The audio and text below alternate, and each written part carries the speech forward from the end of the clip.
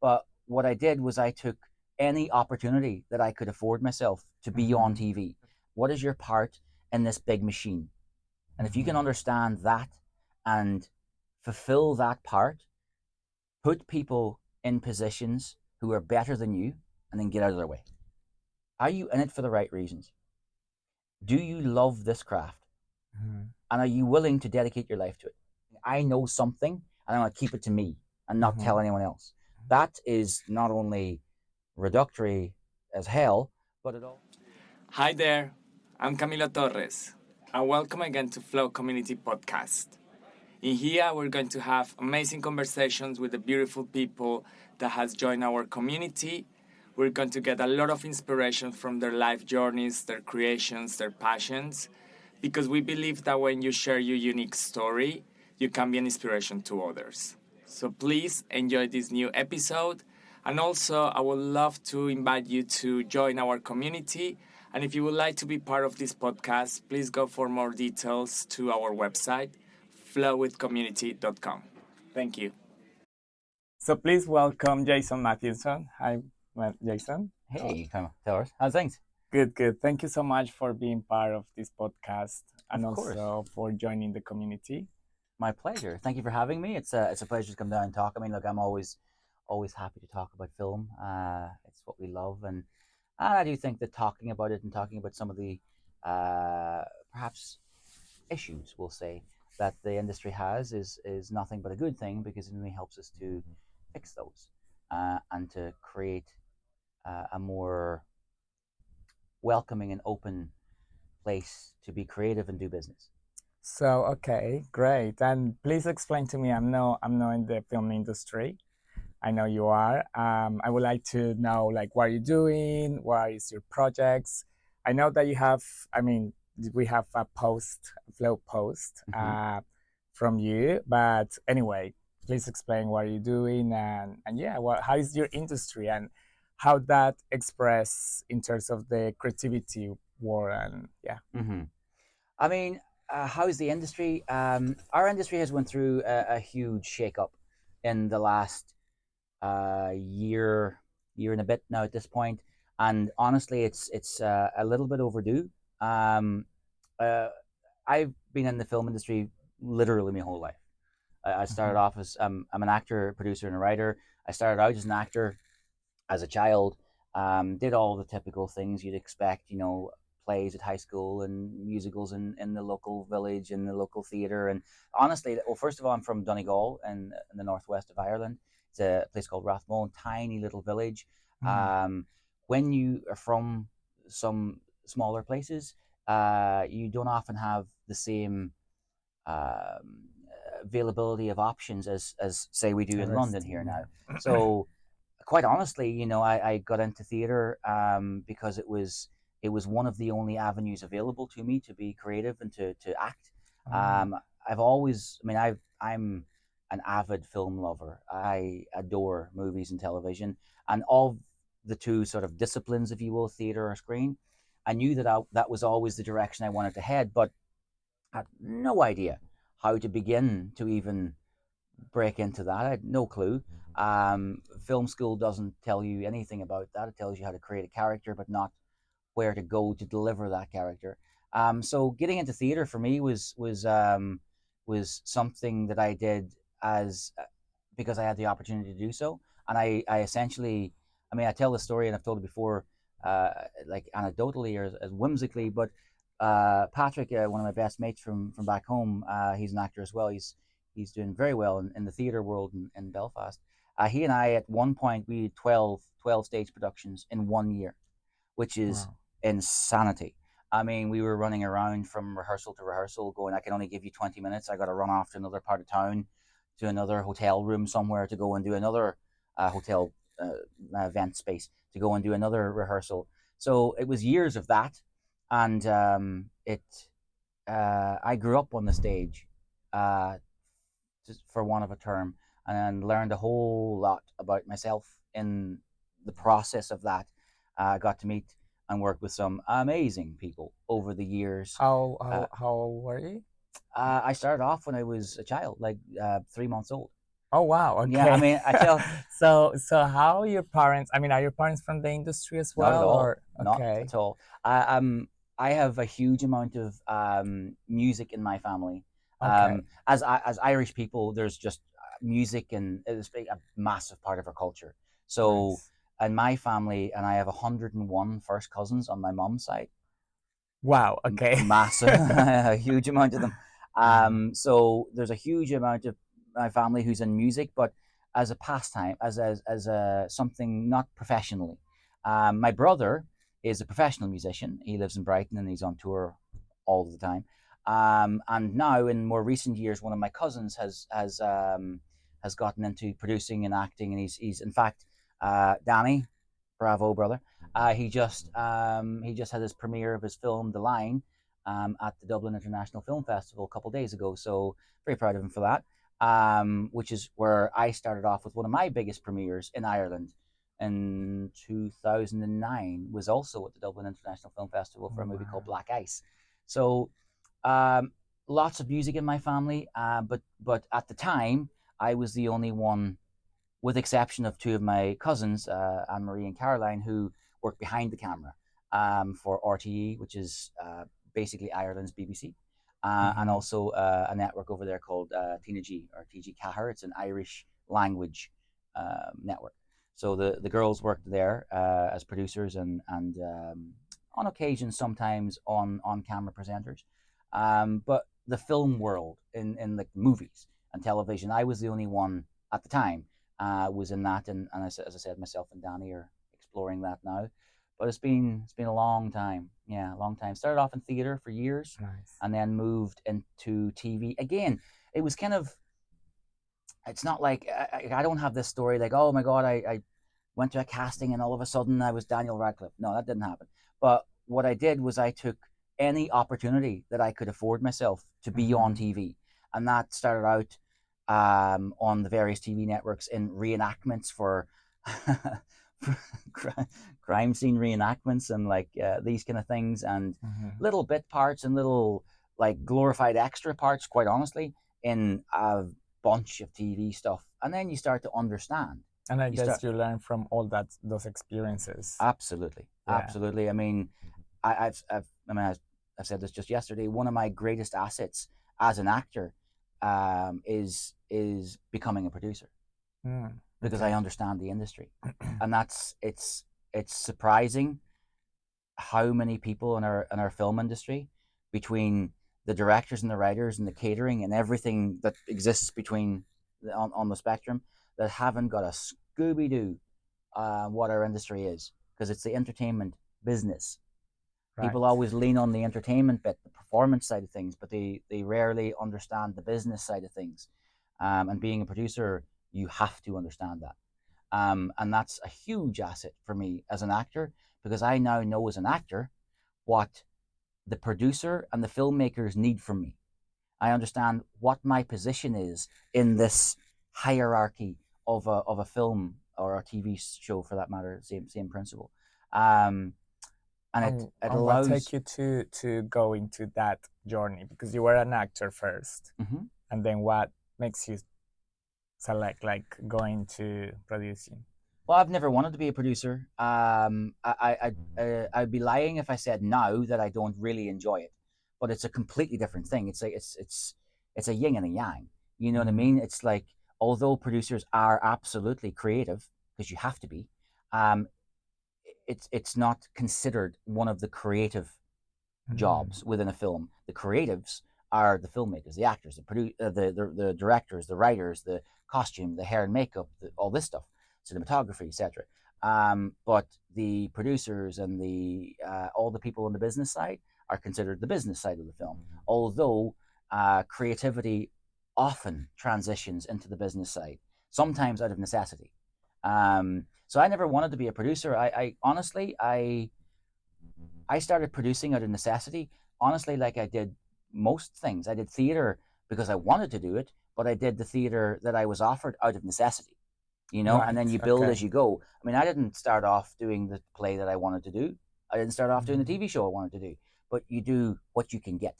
And coming from Yeah. Donegal in the northwest of Ireland, the opportunities was few and far between. So you take what you can get, and you learn how this machine works.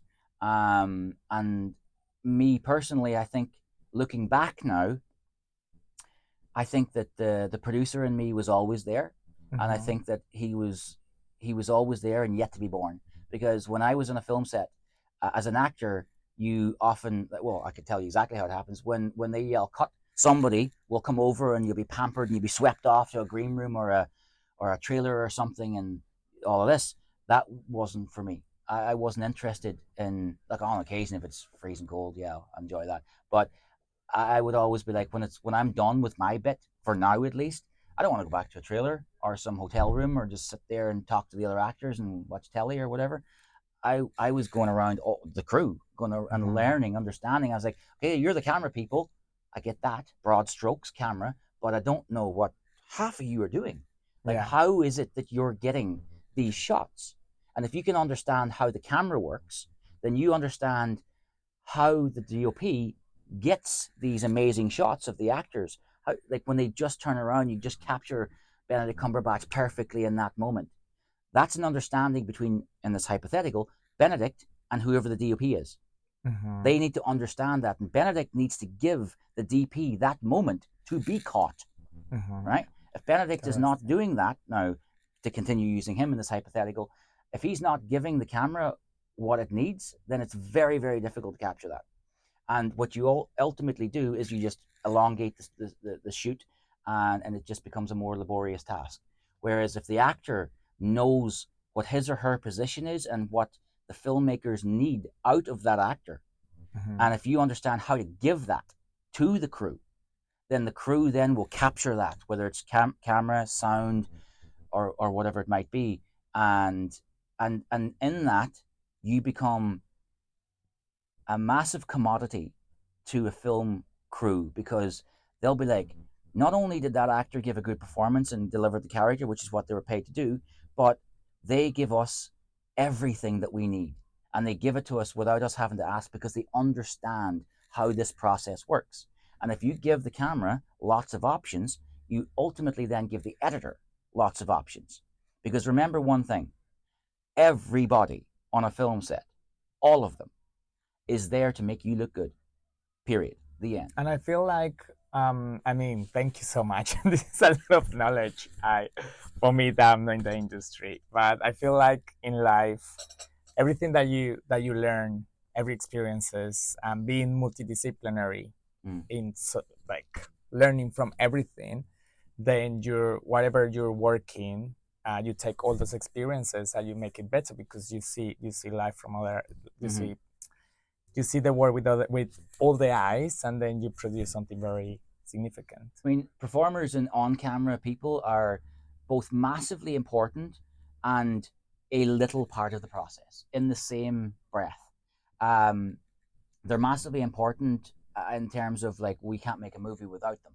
You know, actors are they're the backbone of what we do. They're the reason we come to see films. They're the ones who will tell us the stories. But in any film, you've got your stars, and then you've got everyone else. Mm-hmm. Everyone's trying to achieve that stardom or that top, first build on the call sheet.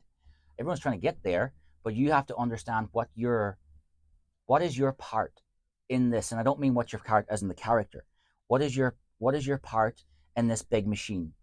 And if you can Mm-hmm. understand that and fulfill that part, but and not give too much, not give more. Like, we've seen it sometimes. Often you see it where they'll be like, you know, one character's job is to come into the thing and go, "Hey, Brad Pitt, he went that way," right? That's your job. Your job's just to move that scene along, and that's it. Understand that. But then sometimes you'll find people who, like, they take that moment to, like, give their big bit. Mm-hmm. That will never make it into the film, Okay. because all you're doing is stealing from, in this hypothetical, Brad Pitt right now, and that's not your job. Your job is to relay information and move the story along. Mm. Brad's the star in this hypothetical, Mm-hmm. right? Mm-hmm. And if you do that well, then Brad will, because he understands, he knows very well how this process works, and he understands that you don't if you do that. And if you aid him to continue him in this analogy, if you aid him in that, that's nothing but a good thing for him, and he will talk very highly of you.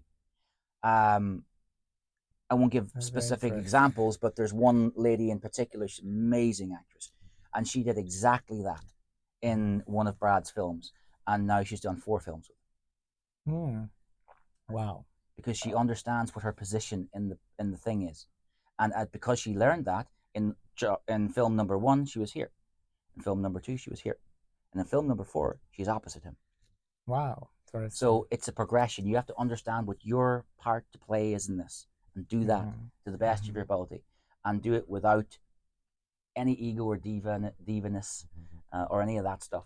Because at the end of the day, we're just making movies. Yeah, and yeah, You know what I mean? 100%. At the end of the day, big picture here, they're massively important, and we've all seen through COVID how much of a cultural, how culturally important film is, and the arts in general. Um, so that's a huge part. But at the end of the day, it is just film. So like, work with good people. You know, Mm-hmm. that's my mantra, which is like, I remember who was in the trenches with me, and my day is 24 hours, just like everyone else. I don't have enough time to deal with idiots, nor do I want to. Mm-hmm. I love my job, and I want to do it with people who love their jobs. And when you do that, you get Rain Man, and you get the Nice. Schindler's List, and you get The Shining, and Us, and Get Out, and so forth. You get Great. greatness when you bring great people together. And another thing as well, as a company mantra for us, is put people in positions who are better than you, and then get out of their way. 100%. Let them Great. do their thing. Thank you. So you were talking about COVID. Mm-hmm. And anyway, COVID is a significant time for everyone. It was. I would like to know your point of view in terms of the industry, and I mean, also your personal life if you want to share it. For me, it was very personal. My dad passed away, and it was. I feel Sorry like to hear it's that. very important for me because it made me who I am now. Mm-hmm. If that didn't happen or COVID or anything, it's like I will be another person. I might not be here. So anyway, but yeah, tell me about your experience. If you want, what you're doing in the industry. Well, first of all, I'm sorry to hear about your dad. That's awful. But it's, that's life, That's and I think as artists, as creative people, like Killian Murphy said recently in an interview, he believes it takes 30 years to become an actor, and I couldn't agree with him more, because you need life experience. mm-hmm. Life experience is because all of these films, theater, film, books, TV, music, songs, whatever, it's all the human experience. That's what Mm-hmm. all of this is, right? And when you have some life experiences, then you have something to impart, Mm-hmm. because you've learned something along the way, and it can be quite profound. It can be, maybe not that, but you have something to impart. And the best work is the exploration of the human animal, I believe personally. And to go back to your question, what did we do at COVID? Well, I mean, COVID affected us like it did everyone in our industry. It was, oh my god, it was train wreck. I mean, everyone had to go home and sit down, but and do very little or nothing. But our industry doesn't have the same for everyone. It does for some, but not for everyone. It doesn't have the same support that, say, the corporate world has. And therefore, a lot of people fell away from our industry during that time. And then, followed by COVID, after 2 years of our industry being on its knees, and then finally getting it sort of back to some semblance of work, then our strikes happened, and then for almost 9 months, the film industry had our second COVID. We had a second COVID, because while Yeah. the whole world was back at work, the film industry in its entirety was doing very little or nothing. And then people will say, well, the strike was only in America, right? But yes, that's true. But England, the UK is serviced entirely. Basically, America turned the tap off and it dried up here. And that's something we need to look at. And I'm really happy that recently, but I don't know, 6 or 8 weeks ago, I remember watching uh, thing that happened down at Parliament, and there was a number of the head of PACT was there, and oh, is it Chada Gupta, the lady that directed Bend It Like Beckham? She was there as well, and Mm-hmm. I'm delighted to see some of the things they were talking about. Um, because we need more support in that, and a lot of people left our industry because there was no support for them, and we went through 9 months of trying to figure out what is our industry, what's it going to be, where's it going to go, and then that coupled with the fact that, and I mean, people wonder, some people wonder why the movies are not very good anymore, right? That's not a question that doesn't confuse me at all. The reason the Hollywood system is churning out nothing but, how would I put it? It's not the most desirable work, is because, well, our studios have been run now by tech companies. The one thing that we had problems, sure, all through time, since the 20s up until now in terms of film industry, but the one thing you could pretty much bet your bottom dollar on was the guy that was running the studios loved movies. He was a movie lover. Right. Now these are tech people from Silicon Valley who don't care, Which the and there's motto, no I heart. guess, is money and Yes, they were just yeah. churn them out, bottom line, bottom dollar, and there was no heart, there was no soul, there was no story in Creativity. some cases. It was not creative. It was just rinse and repeat, cookie cutter, same old, same old. And our independent film industry has never stopped providing. But now the gate for that being allowed to move through to the big leagues is now a lot more open than it ever has been. I mean, all of these, not all, but some of these bigger stars now are and I've spoken to some of them. They're not particularly inspired by the things that's coming down the pipeline, and they're looking to the independent industry to provide quality content. And as always, the film industry delivers every single time. That's where the quality is. That's where, I mean, like if I think back on the films that I've seen of late, the stuff that sticks in my mind is only a few, but it's all from the independent realm, all of it. Nothing from, with exception of maybe one I watched recently, Maestro, which is pretty sublime.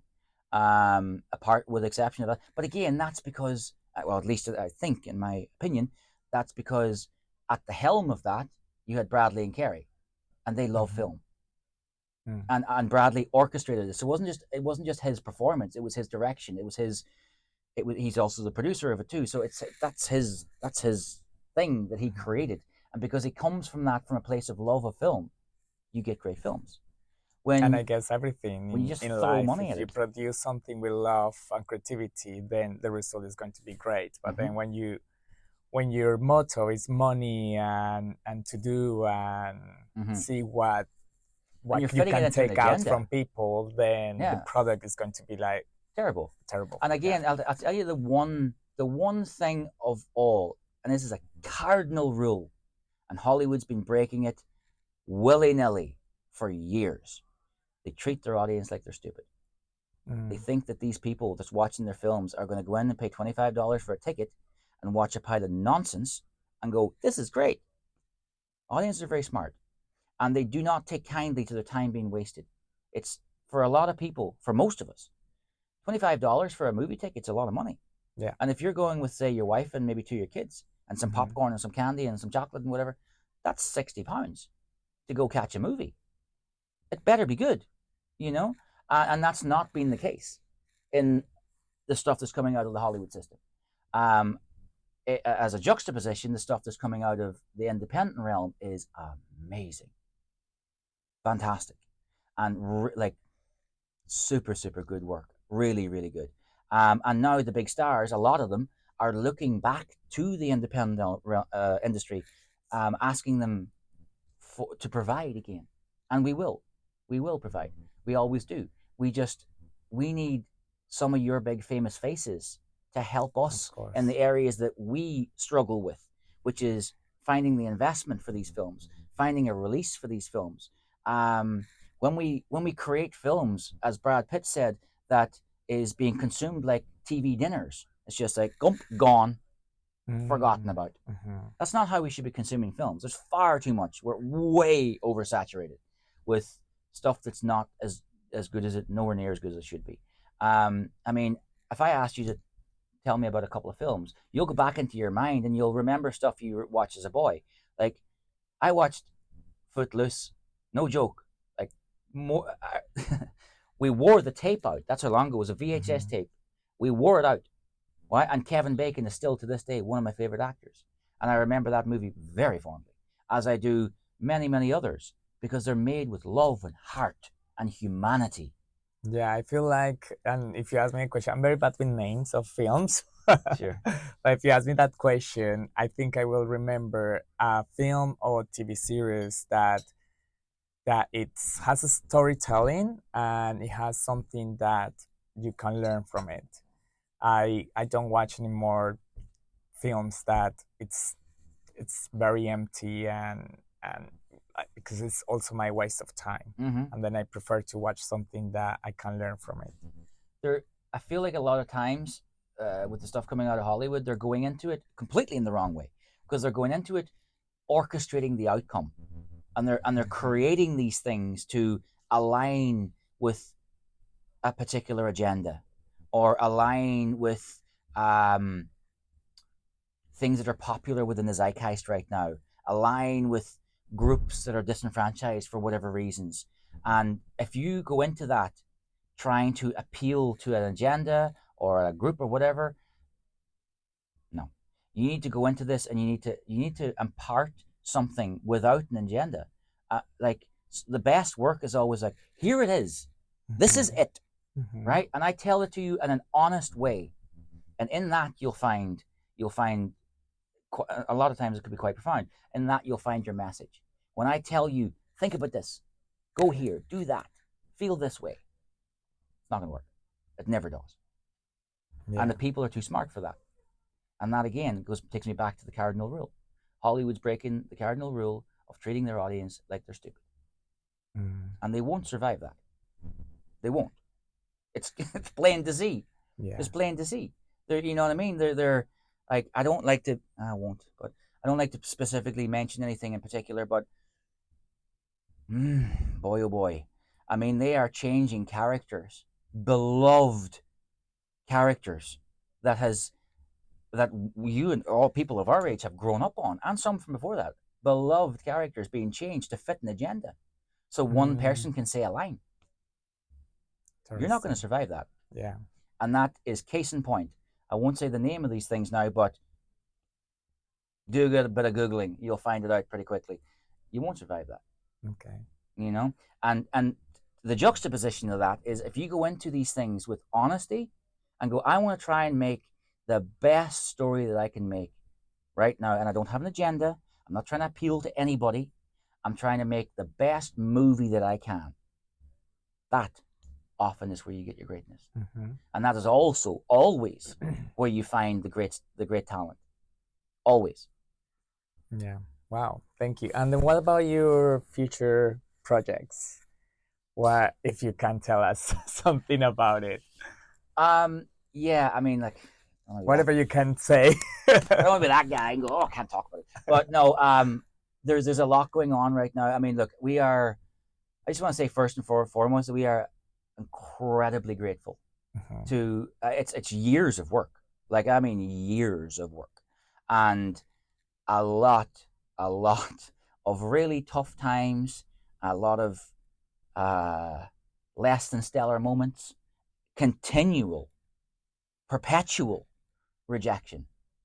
But if you can weather that, and if you're in this thing for the right reason, that's I will answer your question in a second, but I want to say something like people ask me sometimes, how do I do this and how do I get into that? And I want to be an actor, I want to be a writer, I want to be this. Are you in it for the right reasons? Do you love this craft? Mhm. And are you willing to dedicate your life to it? Because that's what it takes. And if the answer is no to any of those questions, do something else. Do anything else. God love you, do anything else, because this will break you. I guarantee you that. Yeah. But if you are, however, in it for the right reasons, and you love your craft and you want to tell stories, because that's at the end of the day, man, this is I mean, it's the famous phrase goes, the oldest profession. This is right up there with it. We have been telling stories around a campfire since the dawn of time.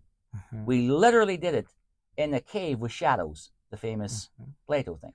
Or, was it Plato? Or something? One of those, and I can't remember now. It wasn't Plato, was it? Was it Plato? Yeah, let's go with him. We've been doing it for a long time. So storytelling is as old as the human animal. Mhm. So if you're in it for the right reasons, you want to tell stories, you want to be a storyteller, yeah, this is an amazing industry to join. And it's never been more open and welcoming.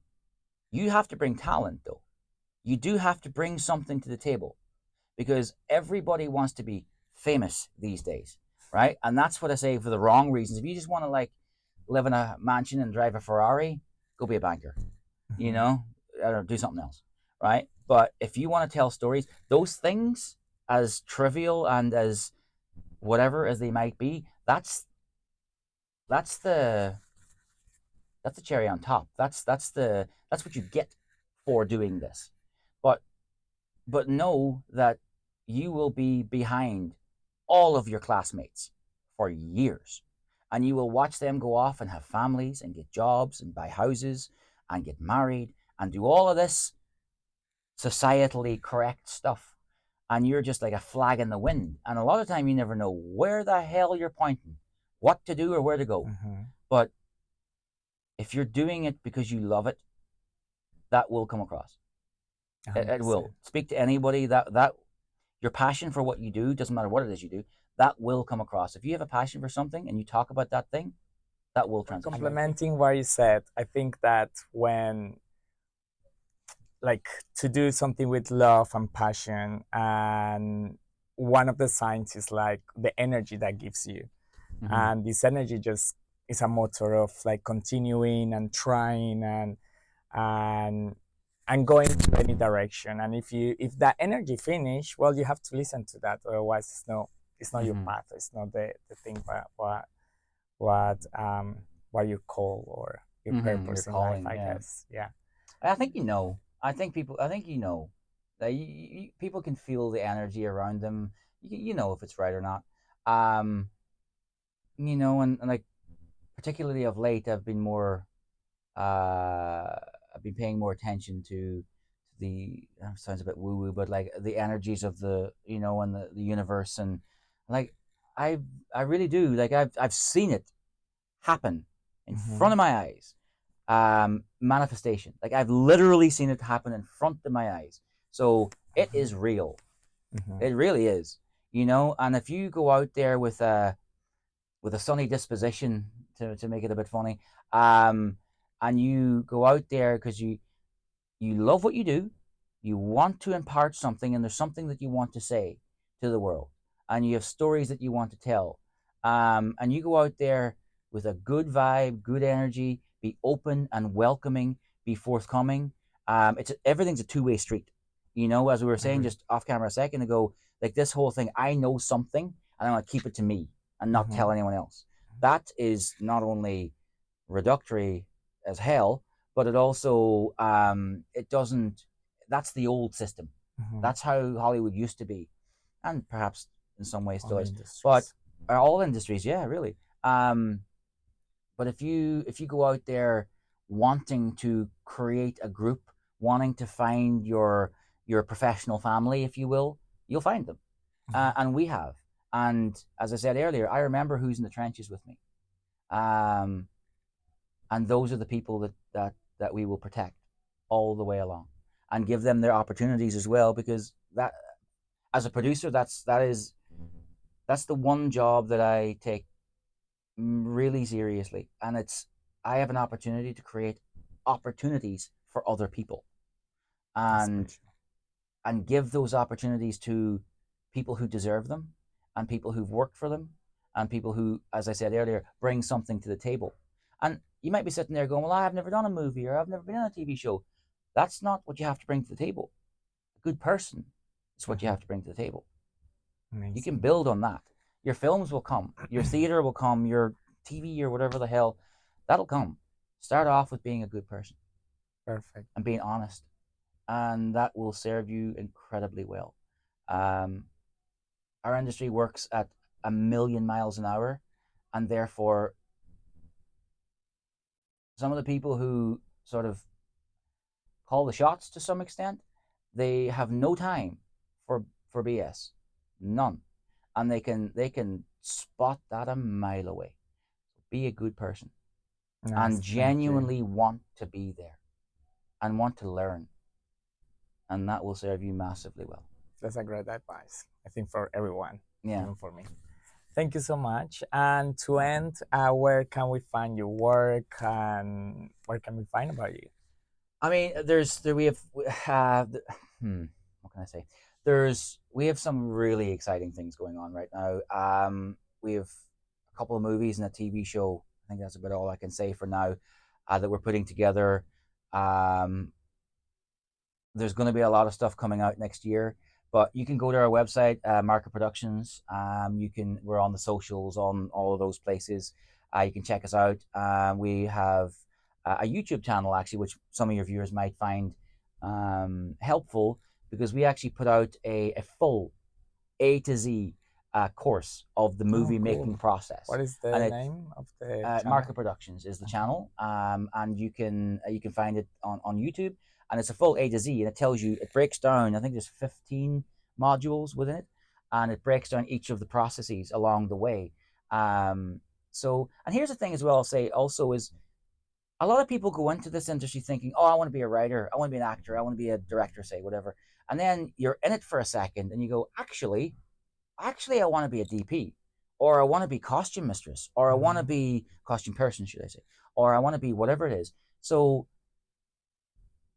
be prepared to pivot.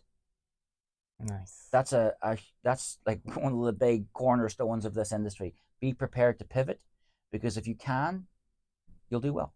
Perfect. Thank you so much. You're welcome. Thank you for for having me. coming. Yes, amazing conversation. And thank you for creating flow as well, because that is so vital, for people to come together and to build a network, particularly in this country. And that's what, if I may, I can go say the one thing toward the end here is, Yeah.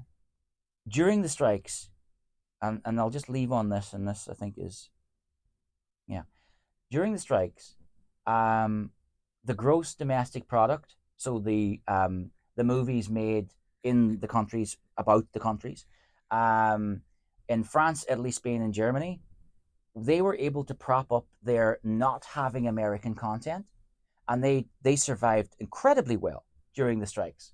Why? Because they put onus and they put importance on telling stories about France, about Germany, about Italy. You know, why is that not done here? And during that time, the UK was, honestly, it was dismal in comparison. We're talking 70 and 80% gross domestic product in these other countries I mentioned. In the UK, it's 8.